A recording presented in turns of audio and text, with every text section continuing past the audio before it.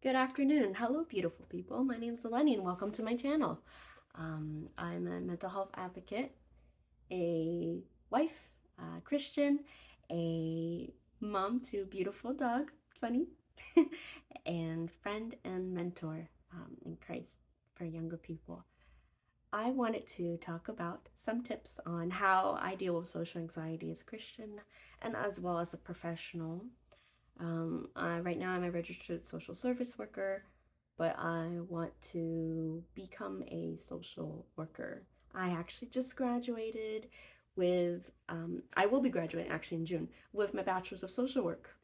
And with this, yes, sorry, I'm going to be talking about how I deal and navigate with social anxiety in my life, whether it's professional or being in front of people, speaking to groups in front of people, or singing in front of people, or just talking with friends and families or um, strangers, or it doesn't matter.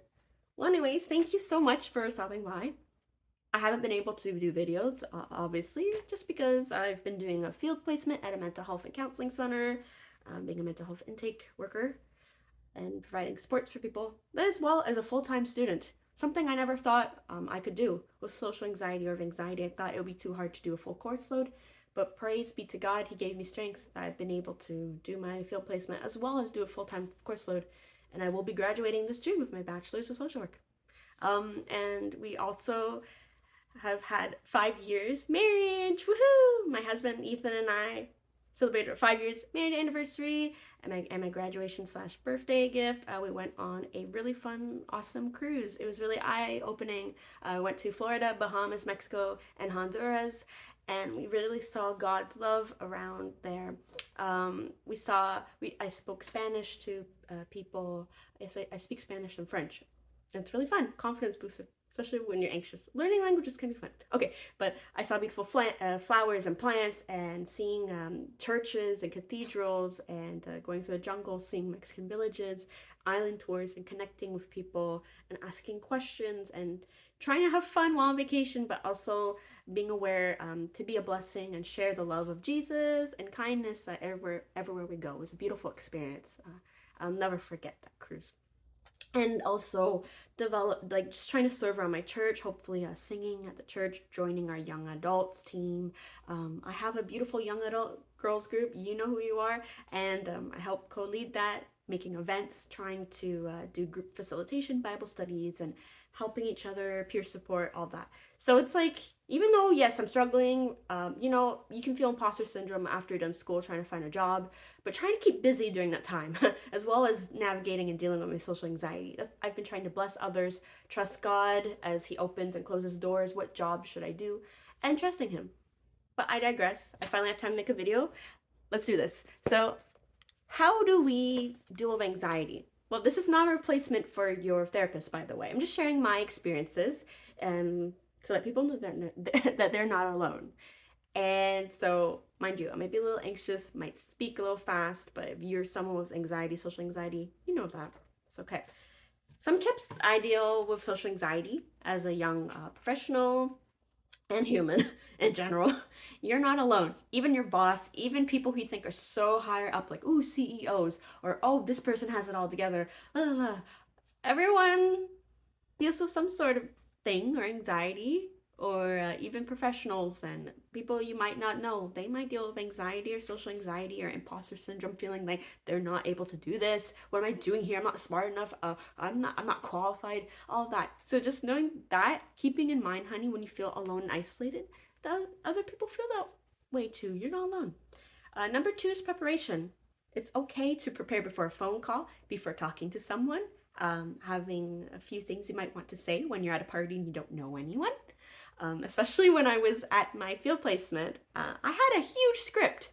Yes, calling people, referring them to supports, or booking them appointments, or telling them about our services and support groups. Oh, and therapists. Oh my goodness. I had a huge script of everything to say, what to say in case I needed to de-escalate a call, if there's a crisis, what to say to specific like age groups, about different services. Yes, that helped me so much. So it's okay. It's totally okay to have a script and prepare ahead in advance.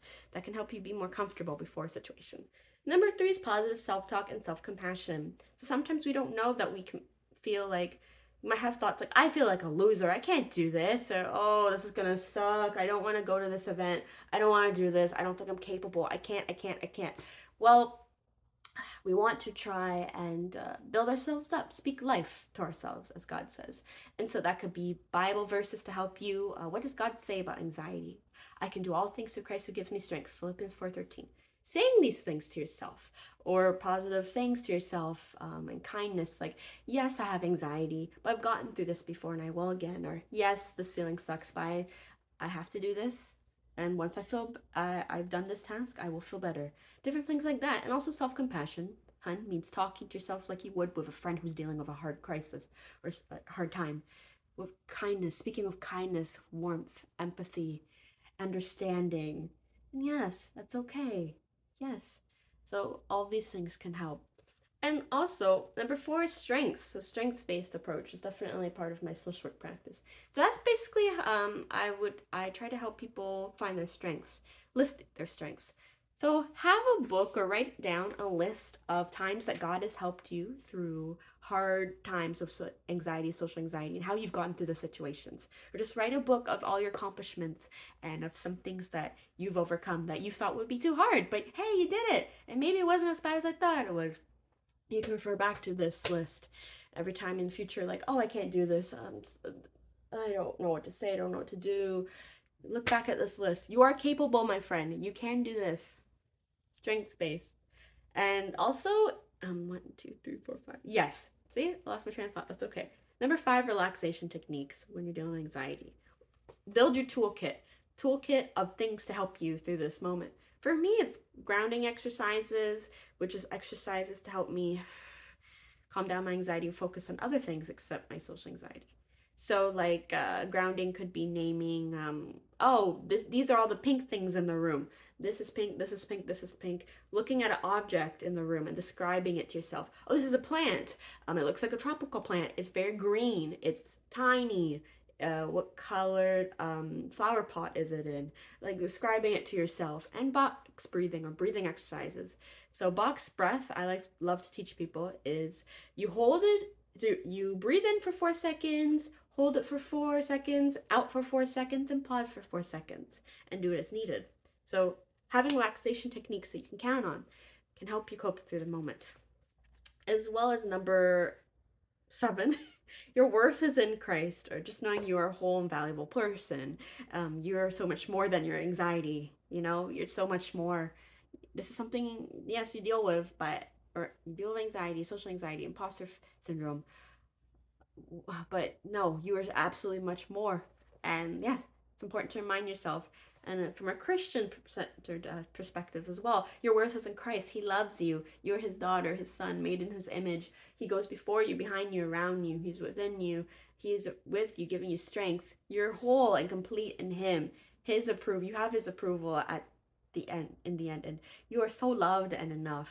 And knowing who you are, what your values are, and the people whose opinions you care about, like how they know you know you. These things are important as well, honey. And I think the next one is to be honest and real. It's okay to be vulnerable and share it with a trusted coworker or a manager who is great to work with, or a parent or someone in your church, a friend, family member you trust, saying you deal with anxiety. And that's totally okay. It's good to open up that conversation, and they can know how to support you or ask how to support you. And it's great to just tell someone you trust, as well as use it as a way to bless others. So sometimes we worry, oh, I'm gonna look stupid, and it's like I focus a lot about, oh no, well, what am I gonna do? Say. Instead, I always try to frame it, how can I bless someone? Or maybe this is an opportunity for me to grow in this skill, to advance in the skill, to learn a new skill, or to bless, encourage someone. I'm at a party where I don't know anyone, but I'm there for my friend. I'm there to bless my friend and let them know I support them, and maybe make a new friend or encourage someone in the process. Maybe someone I don't know, maybe I'll make a new friend. Things like this, or presentations. I actually love them, especially if I talk about mental health or Christian centered things that could help people and give hope. But if yes, it needs to be I have to prepare a lot, and also every time I'm so anxious, but I actually love public speaking. I'm just like, okay, this is another way for me to get better in my social work skills, in my professional skills. Yes. And lastly is it's okay to take medication. You're not weak. There's no stigma against taking medication to help you. And acceptance. Yes, yes, I know I have anxiety. I accept it. I know that I might be anxious, but that's okay. Acceptance. That's a part of acceptance and commitment therapy, as far as from what I've been learning. And lastly is wardrobe. Dress for success, dress for confidence. I love dressing in my boss confident wardrobe before a job interview, doing a new job, speaking in front of people, singing in front of people, or meeting a new friend, or going somewhere I never went before. Anyways, if you have any prayer requests or video suggestions, leave them in the comments below or follow my blog. Anyways, you're so loved, and God bless you. You're amazing. And if you want weekly tips on mental health encouragement, check out my public blog, Facebook blog, Eleni Weeb Motivation and Mental Wellness. All right, God bless you, and see you in the next video.